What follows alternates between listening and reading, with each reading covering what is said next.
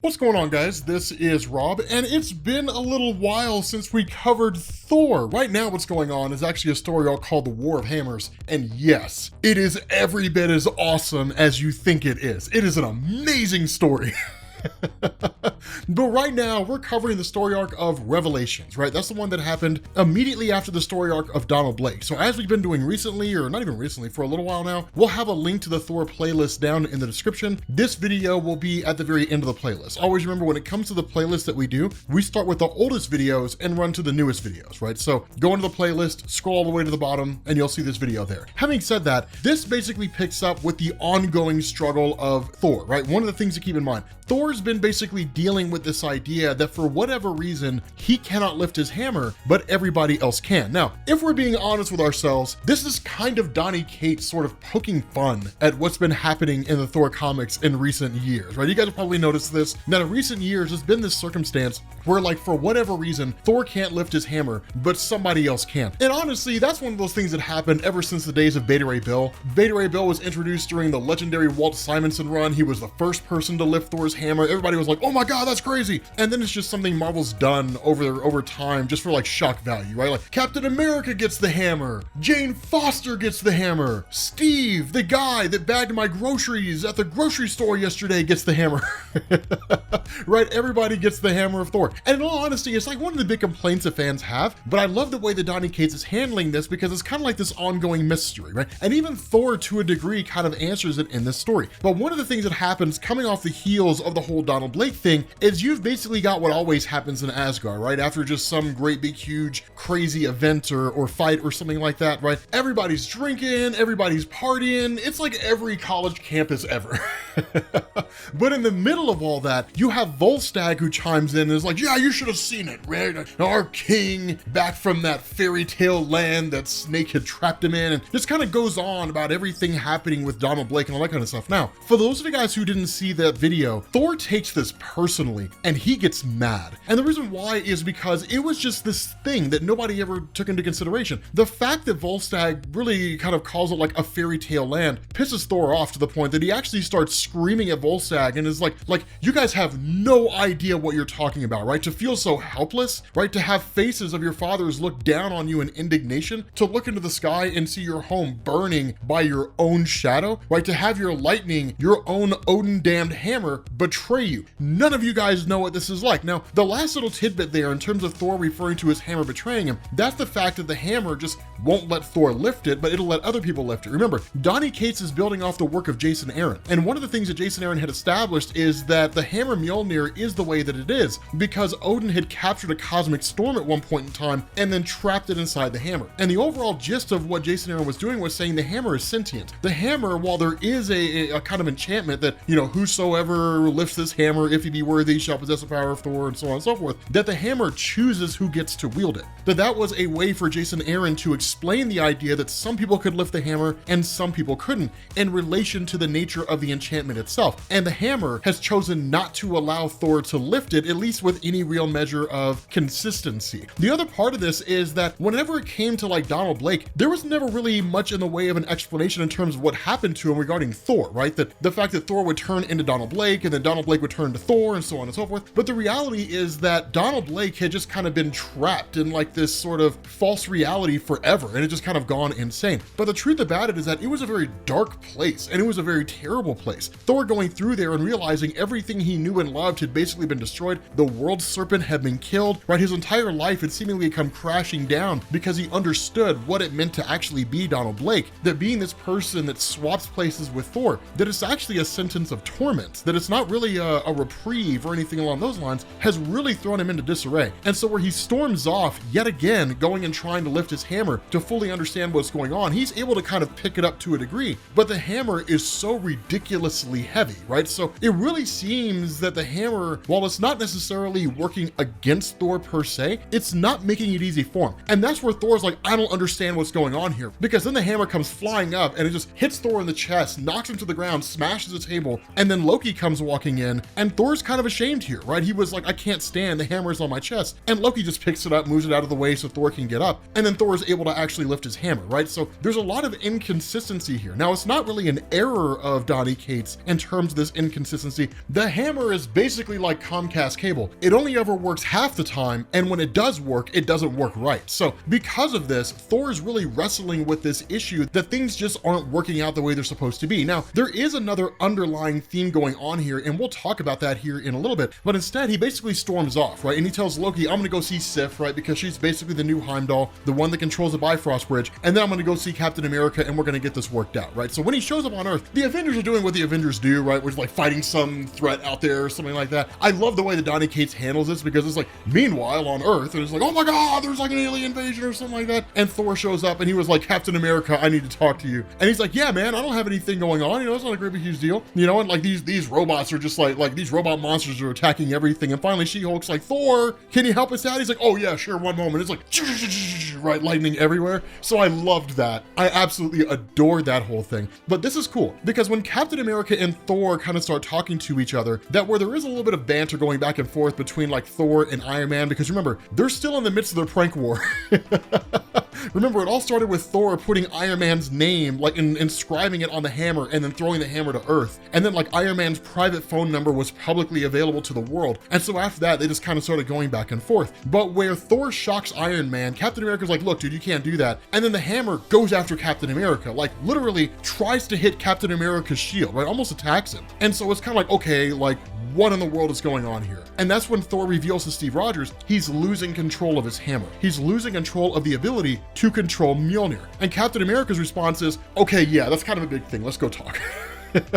Let's go have a conversation. Now, this is one of the most interesting aspects of the Thor mythos, right? And it's one that you always kind of knew, but you never really gave a whole lot of thought to. The nature of this conversation is that Thor asked Captain America, like, when was the last time we saw each other? And where Captain America's like, what are you talking about? And he's like, well, I mean, just humor me. He's like, well, I mean, there was the fight against Null and then like the whole Phoenix Force thing and all that kind of stuff. Like, I don't understand. Why are you asking this? And Thor says, because he doesn't remember. He says he never really does. And he's like, that's the price of immortality. And it's a cool thing because he's like, for you right now, this life that you're living, or even somebody like Tony Stark, let's say maybe 80 years that he gets on this world, it's his whole world. He's like, but I've been alive for thousands of years and I will live for thousands more. This moment, you and I here right now having this conversation, blink of an eye, right? In like 500 years, I will scarcely remember this moment. And it's this crazy thing where he's like, that's the price of immortality. And you kind of have to believe that's true. It's not that he doesn't care about Captain America, but it's simply just that he's been alive for so long and the brain can only store so much in terms of memories that it all just kind of fades away. So he and Captain America facing off against Null, as far as he's concerned,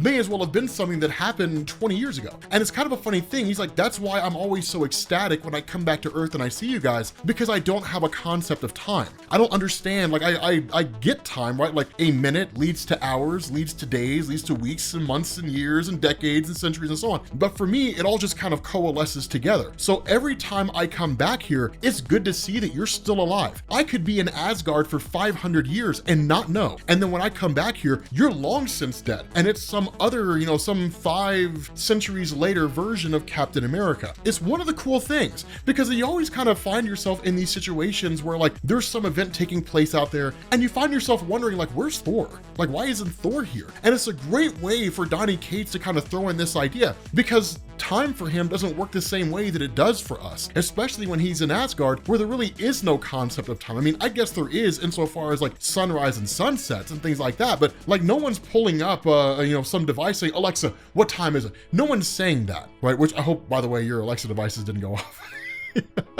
I apologize if they did, but it's one of those things, right? I mean, it's just, it's so fascinating to see it focused in that way. And small little things like that are what make Donny Cates' work so cool. But at the end of the day, he's like, I think I know why my hammer's not working. And the response of Captain America is why. And Thor's like, because the hammer was given the inscription for a warrior, for a person who fights, right? For a soldier. But I am not a soldier. I'm a king now. I don't go out into Jotunheim and fight frost giants, right? I don't go into Muspelheim and fight absurder. I don't do things like that anymore. My job is to sit on the throne of Asgard and to govern Asgard. Now, there is a bit of shame in this conversation that he's having, because if you're a guy who defined your existence by the enemies you are facing and your ability to overcome them, and then suddenly you're thrust into the life of just sitting on a throne and monitoring a place and making sure that it does what it's supposed to do, you kind of lose your sense of self. And that's probably what's really leading to Thor losing the ability to wield his hammer. And that's what he speculates. I don't know who I am anymore. Like, I don't know what my place is, right? Like, he's like, I'm supposed to be a warrior. That's what I'm supposed to be. But maybe I'm conflicted, right? Maybe I know what I'm supposed to be doing, but I'm not doing it, which is where this kind of issue comes from, right? What Thor's experiencing here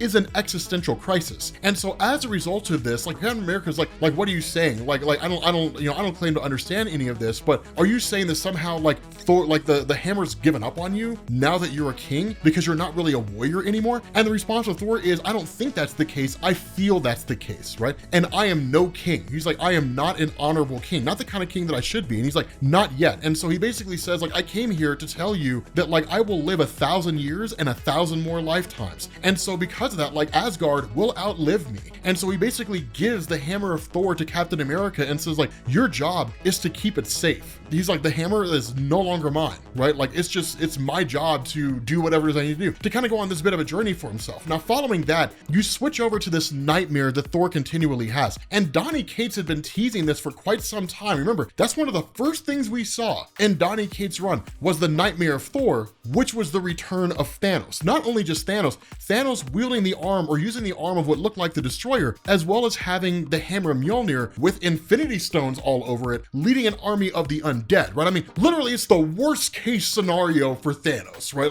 Like Mjolnir with Infinity Stones on it.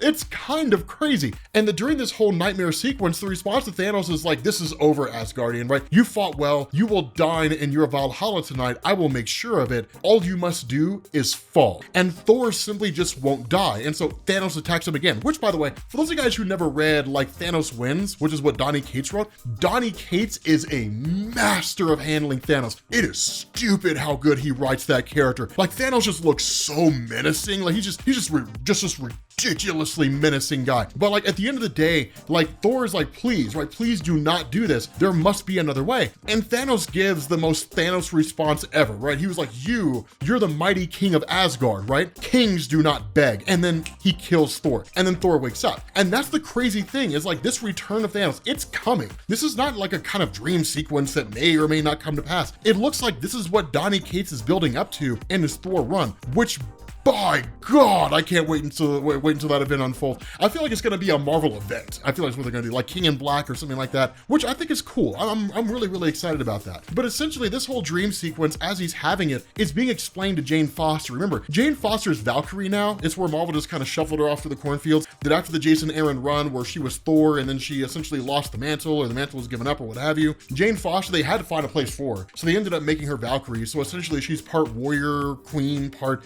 shepherding the dead off to the afterlife, that kind of a thing. But at the end of the day, she kind of explains it all to him. And so, he was like, well, at the end of the day, I took the hammer and I handed it over to the Avengers. And she's like, wait, let me see if I understand this. You saw a vision of Thanos, the Mad Titan, a demigod who is all but immortal and obsessed with death, wielding Mjolnir with Infinity Stones attached to it. And your thought was to just give it away, to give the hammer to the Avengers, where literally anybody can just come in and pick it up, where Thanos could just show up on Earth at any moment and just take the hammer and no one's gonna be able to stop him. Like, that was your thought? It wasn't to like lock it in some vault in Asgard or some place where no one can get to it. And the response of Thor is like, hey, hot dog stand, right? And just totally tries to dodge the question, which I absolutely love. I absolutely love that. But it's one of those things where like you kind of have this weird situation where like the Wrecking Crew shows up. This is what's going on in Jane Foster's stories, right? The Wrecking Crew.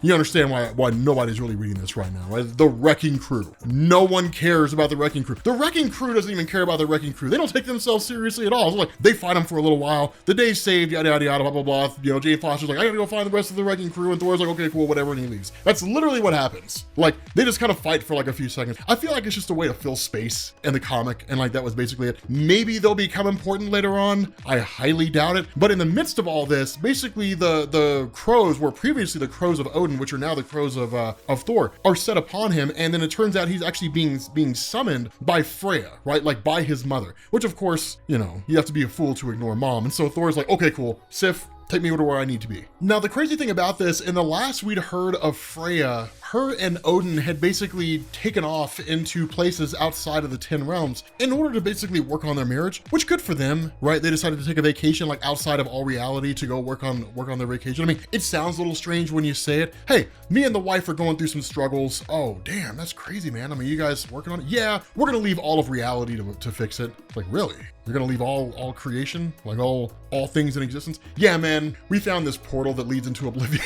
I don't know how you have that conversation with somebody, but it's a cool thing, right? And so once Thor arrives here at essentially the singing forest of Vanaheim, then he's actually met by Odin. Now here's the thing, Thor and Odin, man, they've got a rough history. One of the things to know is that once Odin had essentially vacated, right? Once he and Freya had left, and it was Thor who was really going to be left in as the leader of Asgard, it was kind of done unceremoniously. I mean, there was a kind of like christening and all that kind of stuff. It was really more of Odin just being like, you're in charge now, son, peace, and then just bailed. That was basically it, right? Not only that, when you talk about the relationship between Thor and Odin, it's very, very strained, and it has been for a long, long time. It was one of those things where Odin, in a lot of ways, kind of looked down on Thor, right? Like, in some ways, Thor was honorable. In other ways, Odin was just continually disappointed with him. And so I would definitely say there are some father issues from Thor towards Odin, but it's one of those things where the relationship has just always been kind of a strained one. And so what that leads to is the two of them kind of momentarily arguing for a few minutes when Thor believes that Odin had actually used the name of Freya to summon him here. And then of course they're met by like this giant beast that just comes crashing into him, only for us to find out once that beast is essentially destroyed, that it really was Freya that seemed to have summoned him here. More so than that, Freya's not alone. She's here with Angela. Now, for those of you guys who are unfamiliar with Angela, and in reality, it would probably do us well to do a character explanation on the character of Angela, because she was originally a Spawn character who was rolled over into Marvel Comics just by virtue of rights ownerships and whatnot. But the overall origin of this is that while you did have the 10 realms, at one point, Heaven was considered one of the realms of Asgard, which was connected to Asgard. And I guess maybe you could kind of consider it to be like an Asgardian territory or something like that. But a war eventually broke out between Heaven and Asgard. And so Angela, at least in terms of her origin, as she'd been rolled into Marvel Comics, which was covered originally as part of a tie-in issue to the Original Sin event. I want to say it was Original Sin like 5.1, that basically Angela is the biological daughter of Freya and Odin, which means technically she's the rightful heir to the throne. But she had been taken, essentially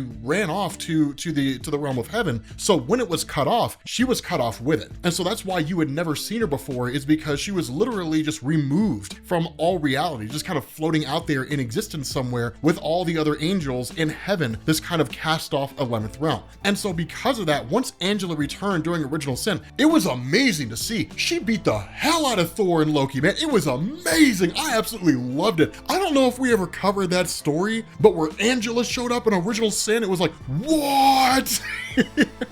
Is this like a Spawn crossover? I didn't know what to make of it when I first saw it. She's one of those characters, when she was thrown into Marvel Comics with a quickness, Marvel was like, this girl is not to be trifled with. Like, she is hardcore. It's cool. And so that's kind of where she's the actual sister. She's really more of a half sister of Thor, because Thor's not the biological child of Odin and Freya. That's one thing to remember, that Odin's biological mother is Gaia, right? The sentience of Mother Earth. And then apparently also the Phoenix Force, I guess, maybe, not really. We're not really sure. It's just one of those things that may or may not be the case. It's kind of weird because like that's what's happening in Avengers, or at least that's what was established in Avengers by Jason Aaron, but it doesn't necessarily look like that's what's going on here in the story. And we'll kind of cross that bridge here in a second. We'll talk about that, talk about why that's the case. But like there is this huge fight that basically breaks out like when all the younglings, right, the children of like these you know, this giant monster show up, right? The little kids are like bloodlusted. So Freya's like, I'll be right back. And then she comes back on a giant cat with like mini guns on the side. It looks amazing. I would absolutely love to see that in the MCU, just like a giant cat with miniguns. It just looks awesome, right? It just looks ridiculously cool. But of course, once everything kind of calms down, then, a great big huge thing goes on. And so,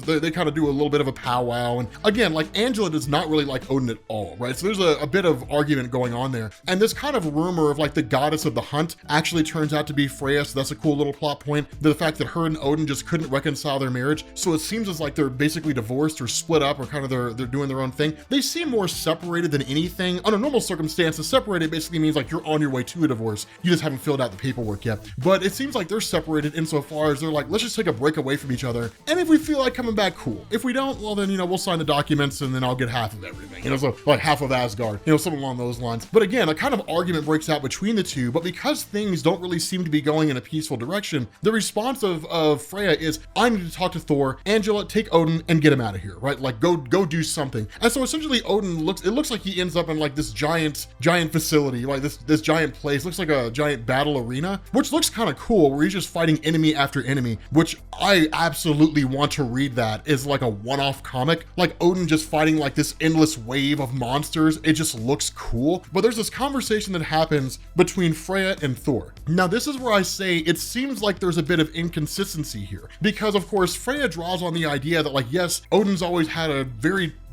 tenuous and strained relationship with all of his children, right? You're not the only one that he had a strained relationship with. Loki's the same way. Angela's the same way. Sure, they don't hate their dad, but they don't love him in the same way that you would like normally love a father, right? I mean, he says like his children, there is so much that you still do not know, secrets that I dare not speak, with regards to Freya talking about the kinds of things that Odin has been engaged in over the course of his life. And it's one of the funny things is because Freya says like, I changed your diapers, I taught you to read, I held you when you wept and when you laughed and fed you from mine own body. She says like, mother is like the first word that you ever spoke, and you spoke it to me. I may not have carried you. I am not Gaia. I am not the Phoenix, but none of that matters. I am your mother. End of story. Now this is where things get a little bit murky, because if it had just been a reference to Phoenix, it would have all made sense. And for those of you guys who aren't familiar with that, in Thor Volume 1, issue number 301, we learned that Gaia was the actual biological mother of Thor. But in Thor Volume 8, issue number 42, the one that Jason Aaron is writing, that it actually turned out it was the Phoenix that procreated with Odin and gave birth to Thor. And so the fact that Donny Cates seemingly references both, and Freya saying, I'm not Gaia and I'm not the Phoenix, still kind of leaves us to wonder who's the actual biological mother of Thor, right? Is it just the more recent change where it's just the Phoenix and it's always just kind of been the Phoenix? Or is it the old Thor 301 story where it was Gaia? It's one of those weird little things that we have a hard time referencing or consolidating, because Marvel seems to be a little washy about it. And so Freya actually makes reference to Thor's reign as king, and Thor's like, I've heard what people are saying, right? The black reign of the thunder god, I've heard it all. And so when she asks like, why are you so cruel to everybody there, right? You don't have to be like Odin. You don't have to be just this hard guy who's seemingly cruel to everybody around him. You don't have to be that way, right? You can forge your own path. You can be an enlightened king, a kind king, and a great king. The response of Thor is, it's not that. He like the bigger issue, the biggest thing that's really bothering Thor here is he has no heir, and he probably never will. He's like, I have no heir whatsoever. I have no son to call my own. Don't get it wrong. Thor has definitely knocked boots in the past, but he doesn't have a kid, right? There's no one to take over the throne of Asgard following his death. And so his stance here is, I will be the last and final king of Asgard. And so it's one of those things where his mom's like, really, that's what bothers you? I mean, take an heir, take as many heirs as you want. It doesn't really matter. And the response of Thor is not necessarily, well, it's because I haven't found a woman that I love. He's found a lot of women that he loved over the course of his life. His response here is, I will not raise a child to inherit this cursed throne. Not after what I have seen, not after Thanos. And so what really seems to be hitting at him here is this fear that Thanos will arrive here and Thanos will destroy him. And that because there will be no rightful heir, that there will be no one to rule Asgard after his stead. But even if he could have a rightful heir, does he really want to doom a child to death at the hands of Thanos. Because one thing to keep in mind, Thanos takes no prisoners, right? No quarters given when Thanos comes for you. Like you're dead. That's basically it. Doesn't matter how old you are, doesn't matter, none of that stuff, right? Beg for your life, whatever it is. If Thanos wants to kill you, you will die, right? He's just remorseless in that way. And so in a lot of ways, Thor's kind of backed against a wall here. And so that's one of the crazy things, because the response of Freya is, Thor, like, you can't look at it that way, right? How many times has the world been on the brink of destruction? And how many times have we put it back together when it was destroyed? How many times have you and the Avengers faced off against some universe-ending threat? And how many times have you come out on top? I understand the fear of the mad titan, right? This guy obsessed with death showing up on Earth with a hammer in his hand covered in infinity stones. I totally understand the worry behind that, but you've defeated worse. And they have, right? Like she's like, you've survived worse. And they really have, right? Thor's proven himself multiple times. And so she's like, we'll face this together. Everything will be fine no matter what it happens to be. And that's when Thor's cell phone goes off. It doesn't look like an iPhone, but I would like to believe that it is. Surely Thor's not some kind of heathen that he carries an Android device. I'm sorry, Android users. iPhones are superior. I feel like I'm gonna get so much hate for this comment. I feel like I'm gonna get so much hate. People are just gonna be lighting me up on those keyboards, man. But nonetheless, it's Captain America calling, and what we thought would happen is exactly what did happen, right? That Mjolnir's gone, that somebody broke into the Avengers facility and somebody stole the hammer of Thor. With that being said, guys, we're gonna bring this video to an end. Thank you guys for watching, and I will catch you all later. Peace.